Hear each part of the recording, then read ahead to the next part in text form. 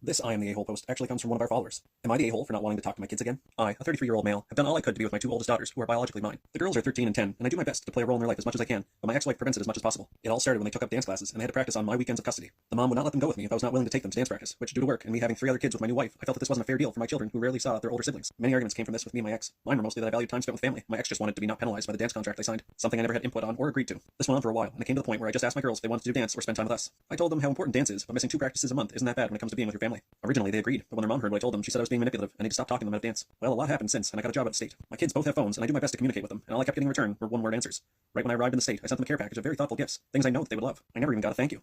They stopped texting me back, then my birthday came up and I was sure I'd get a call, but nothing. My birthday's on the same day as their stepdad, so there's no reason to forget it. Then Father's Day came. Again, I got nothing. I just wanted a phone call for God's sake. I finally decided to see if they still had the same phone number. My oldest responded yes. I said, oh, did you ever get my package? Again, I get a yes. I said, oh, okay, so why didn't I at least get a thank you text or call? Why didn't I get a birthday call or happy Father's Day? To which my daughter just replies, sorry. It was a week later when I got a text from my ex who was saying how toxic of a father I am because I caused my daughter to have an emotional breakdown. That maybe if I was a better father, then she would put more effort into trying to talk to me. I feel I did nothing wrong. I never replied to my ex because I had nothing to say, but at this point, I want nothing to do with the kids if I can't be a father figure and question them for not at least being courteous.